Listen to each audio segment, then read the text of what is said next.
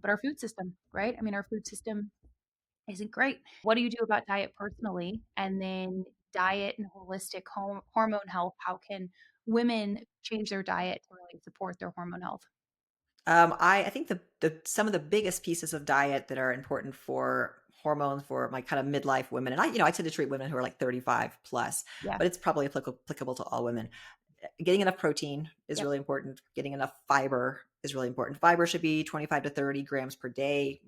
Yeah. Most people in the US get like 10. Yeah. And I have to admit, I'm not always the best at it, but I do try. Yeah. And protein, there's a lot of arguments on how much protein people need. And, there's people on both sides, but, Yeah. somewhere in the like 1.6 to 1.8 grams of protein per kilogram is Yeah. probably about right. But again, there's a lot of debate. But you shouldn't be getting 20 grams a day or 30 That's grams a right. day. It should be more Yeah. like 100 grams a day kind of Yeah.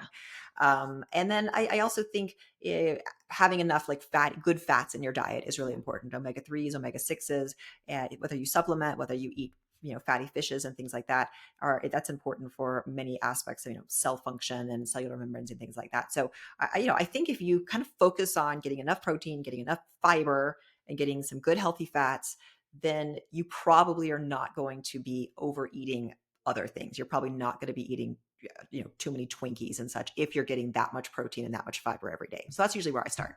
That's a great response. What's your a take or your opinion on fasting for women?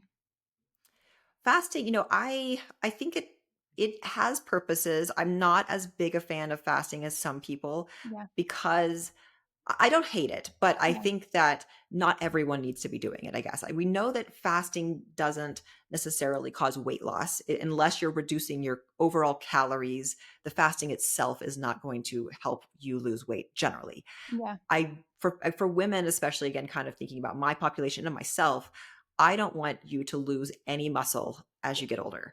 And I do worry, like if I fast, then I will lose muscle because Yeah. I'm already pretty skinny and I have a hard time building muscle. So for me, I like to eat and make Yeah. sure I'm getting those kind of spaced out. I think that, if you, there's a lot of people who like to do 18-hour fasts and 16-hour eating or, 18-6, those kind of fasts are perfectly healthy and I think probably have some value. But I'm not as excited about fasting as I think some doctors are.